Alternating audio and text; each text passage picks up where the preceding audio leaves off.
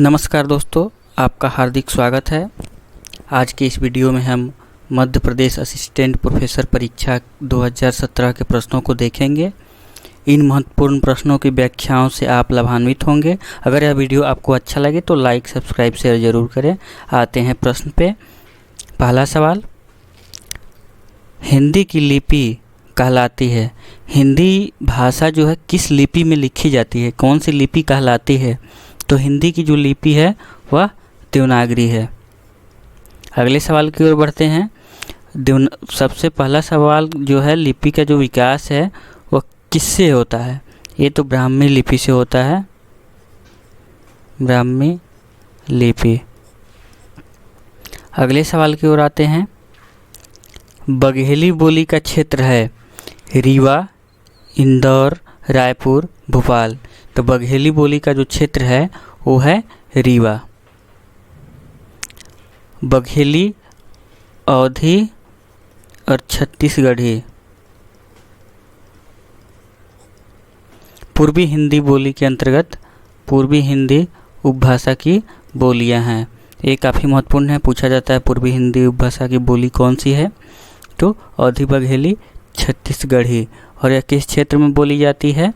तो रीवा में बोली जाती है। अगले सवाल की ओर बढ़ते हैं। रामचरितमानस लिखी गई है। रामचरितमानस किस भाषा में लिखी गई है ये पूछा गया है। तो यह तो अवधी में लिखी गई है। इसके लेखक हैं तुलसीदास। अगले सवाल की ओर बढ़ते हैं। कवि कुल कल्पतरु किसकी रचना है? कवि कुल कल्पतरु के लेखक हैं चिंतामणि त्रिपाठी।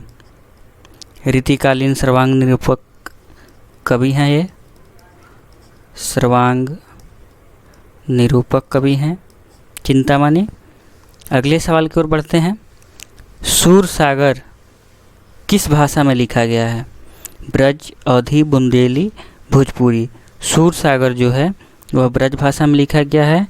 इसके लेखक हैं सूरदास कवि, ये भक्त कवि हैं। अगले सवाल की ओर बढ़ते हैं। बिहारी किस काल के कवि हैं? बिहारी दास किस काल के हैं? आदिकाल, रीतिकाल, आधुनिक काल, भक्तिकाल। बिहारी रीतिकाल के कवि हैं। ये जो हैं रीति सिद्ध काव्यधारा के अंतर्गत आते हैं। इनकी रचना का नाम है बिहारी सतसई। एकमात्र रचना को लिख करके ये फेमस हो गए और ये दोहा छंद में है बिहारी सतसई। अगले सवाल की ओर आते हैं। कबीर की भाषा क्या कहलाती है? सद्धुकड़ी, अवधी, ब्रज, खड़ी बोली। हम सब जानते हैं कबीर को सद्धुकड़ी भाषा कहा जाता है। कबीर की भाषा को कोई एक भाषा नहीं बोलते थे और कई भाषाओं का मेल था उसमें, इसलिए पंचमेल खिचड़ी भी आलोचक बोलते हैं। पंचमेल खिचड़ी। हजारी प्रसाद द्विवेदी कबीर की भाषा को वाणी के डिक्टेटर कहते हैं। वाणी के डिक्टेटर हजारी प्रसाद द्विवेदी कहते हैं। हजारी प्रसाद द्विवेदी वाणी के डिक्टेटर कहते हैं इनकी भाषा को लेकर के इनको। अगले सवाल की ओर बढ़ते हैं। रैदास, रैदास का दूसरा नाम क्या है? यह एक महत्वपूर्ण सवाल है। रैदास का दूसरा नाम हरिदास, रविंद्रदास, रविदास, दादू। इनका रैदास का दूसरा नाम है रविदास है। इनका जन्म काशी, श्री गोवर्धन, बनारस में हुआ है और ये संत कवि हैं, संत काव्य धारा में हैं। अगले सवाल की ओर बढ़ते हैं। रामचंद्र शुक्ल के अनुसार भक्ति काल का समय है। भक्ति काल का समय रामचंद्र शुक्ल के अनुसार कौन सा है? 1375 से 1700। 1050 से 1375 तक आदिकाल है। ये संवत में है, ये ध्यान रखेंगे। संवत 1700 से 1900 रीतिकाल है। यह जो काल विभाजन है आचार्य रामचंद्र शुक्ल का है। 1900 से अब तक आधुनिक काल संवत है, इसमें ये ध्यान रखेंगे। हम अगले सवाल की ओर बढ़ते हैं। कबीर को प्रवर्तक माना जाता है सगुन संप्रदाय का, सगुन संप्रदाय के प्रवर्तक है नहीं। पुष्टि मार्ग का, नहीं है। पुष्टि मार्ग संप्रदाय के प्रवर्तक वल्लभाचार्य हैं। सखी संप्रदाय, ये भी नहीं। सखी संप्रदाय के प्रवर्तक हरिदास जी हैं। निर्गुण संप्रदाय के प्रवर्तक कबीर को माना जाता है। अगले सवाल की ओर बढ़ते हैं। जायसी किस परंपरा के कवि हैं? रीति परंपरा, प्रेमाख्यान परंपरा रीति परंपरा के नहीं है, सगुन परंपरा के भी नहीं है, नाथ परंपरा के भी नहीं है, प्रेमाख्यान परंपरा के हैं। जायसी की रचना पद्मावत काफ़ी चर्चित है। ये सूफी कवि हैं। अगले सवाल की ओर बढ़ते हैं। द्विजदेव किस परंपरा के कवि हैं? रीतिबद्ध, रीतिमुक्त, रीतिसिद्ध। हम जानते हैं रीतिसिद्ध में एक ही कवि हैं, बिहारी। रीतिमुक्त में घनानंद, बोधा, आलम, ठाकुर,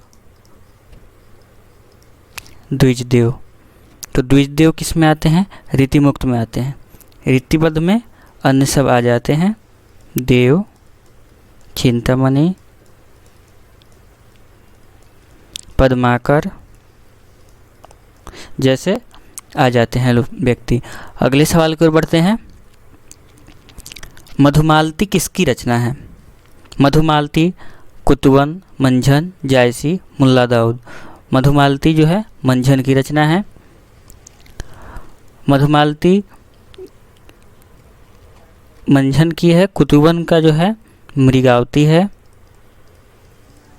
जायसी का पद्मावती,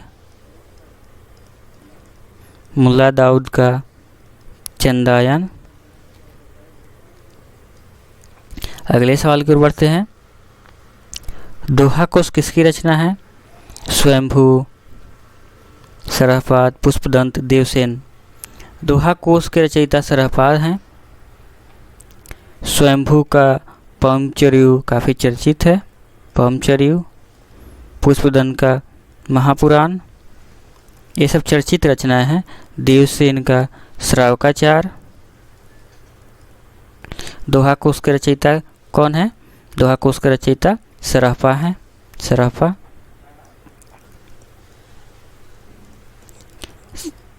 अगले सवाल की ओर बढ़ते हैं। आदिकाल को, अगले सवाल की ओर बढ़ते हैं। आदिकाल को वीरगाथा काल किसने कहा? यह बार बार पूछा जाता है। आदिकाल को वीरगाथा काल रामचंद्र शुक्ल जी ने कहा है अपने हिंदी साहित्य के इतिहास में।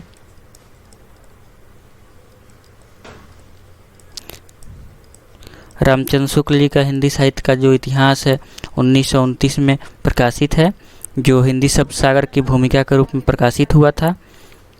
अगले सवाल की ओर बढ़ते हैं। गोरखवाणी का संपादन किसने किया है? गोरखवाणी का संपादन हजारी प्रसाद द्विवेदी, राहुल संस्कृत्यायन, पीताम्बर दत्त बर्थवाल, रामचंद्र शुक्ल, पीताम्बर दत्त बर्थवाल जी ने किया है।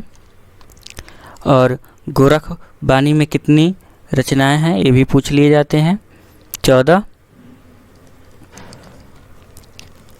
गोरखवाणी का संकलन संपादन पीताम्बर दत्त बर्थवाल ने किया और डिलीट की उपाधि प्राप्त करने वाले पहले शोधार्थी थे। आगे बढ़ते हैं अगले सवाल की ओर। नंद ब्रज लीजे ठो की बजाय पंक्ति किस कवि की है? इसमें जो है यशोदा कहती हैं कि हे नंद आप इस ब्रज को लीजिए, ठोकिए, बजाइए, मैं जाती हूँ। जब कृष्ण मथुरा चले जाते हैं, बालक कृष्ण, उस समय की बात है। तो इस पंक्ति के रचयिता सूरदास हैं। सूरदास की जो भ्रमर गीत शैली है वह काफ़ी महत्वपूर्ण है। सूरसागर इनकी महत्वपूर्ण रचना है। अगले सवाल की ओर बढ़ते हैं। सिद्ध साहित्य में सिद्धों की संख्या कितनी मानी गई है? 8, 20, 84 और 40। 8, 20, 84, 84 मानी गई है, 40 भी नहीं मानी गई है। सिद्धों की संख्या 84, नाथों की संख्या 9, अलवार और नयनारों की संख्या भी बार बार पूछी जाती है, आप इसे ज़रूर याद रखेंगे। अगले सवाल की ओर बढ़ते हैं। बघेली बोली का संबंध हिंदी की बोलियों के किस वर्ग से है? अभी हम बताए हैं ऊपर वाले सवाल में, बघेली बोली का संबंध पहाड़ी, पूर्वी हिंदी, पश्चिमी हिंदी, खड़ी बोली। पूर्वी हिंदी से है। पूर्वी हिंदी के अंतर्गत 3 बोलियां आती हैं, अवधी, बघेली, छत्तीसगढ़ी। ये 3 बोलियां जो हैं पूर्वी हिंदी के अंतर्गत आते हैं। अगले सवाल की ओर बढ़ते हैं। यह बहुत महत्वपूर्ण सवाल है, यह बार बार पूछे जाते हैं, मोस्ट वेरी वेरी इम्पोर्टेंट, आप इसे ज़रूर ध्यान रखेंगे। अद्वैतवाद के प्रवर्तक कौन हैं? तो इन सिद्धांतों से भी दार्शनिक विचारधारा वाले प्रश्न भी भक्ति काल में पूछे जाते हैं। अद्वैतवाद के प्रवर्तक जो है शंकराचार्य जी हैं। वल्लभाचार्य जी का है शुद्धाद्वैतवाद, शुद्धाद्वैतवाद।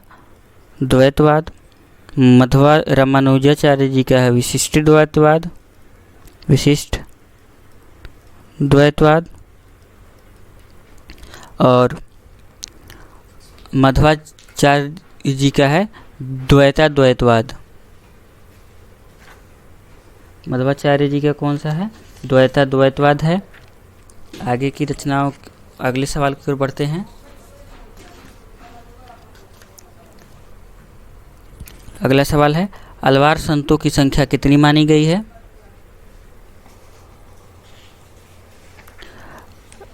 अलवार संतों की संख्या जो है, अलवार संतों की संख्या 12, 20, 14, 16। तो इसमें जो है 12 हैं, और ऊपर जैसे कि बताए थे पूछे जाते हैं। अलवार 12 में षटकोप काफ़ी महत्वपूर्ण है, और एक इसमें स्त्री रहती हैं, उनका नाम है अंडाल। इन्हें दक्षिण की मीरा कहा जाता है। नैनारों की संख्या भी पूछ लिए जाते हैं, तो नैनारों की संख्या जो है 63 है। ये भी बार बार पूछे जाते हैं, नैनारों के कौन से हैं। और मध्वाचार्य जो हैं द्वैतवाद के प्रवर्तक है, इसे हम बताए थे। मध्वाचार्य, ये लिख देते हैं द्वैतवाद। अगले सवाल की ओर बढ़ते हैं। प्रभु जी तुम चंदन हम पानी, ये पंक्तियाँ के लेखक, इन पंक्तियों के लेखक कौन है?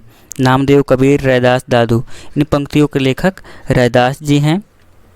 अगले सवाल की ओर बढ़ते हैं। गुरु ग्रंथ साहिब में किस कवि की रचनाएं संकलित है? विद्यापति नहीं है, जायसी की भी नहीं है, जयदेव की भी नहीं है, कबीर की रचना संकलित है। अगले सवाल की ओर बढ़ते हैं। कृष्ण गीतावली किसकी रचना है? कृष्ण गीतावली तुलसीदास की रचना है, भक्ति काल के कवि हैं। अगले सवाल की ओर बढ़ते हैं। सुदामा चरित्र किसकी रचना है? बार बार सवाल पूछे जाते हैं, नरोत्तम दास की है, आप जरूर याद रखेंगे, नरोत्तम दास की है। आपका बहुत बहुत धन्यवाद। वीडियो अच्छा लगे तो लाइक, सब्सक्राइब और शेयर जरूर करें। धन्यवाद।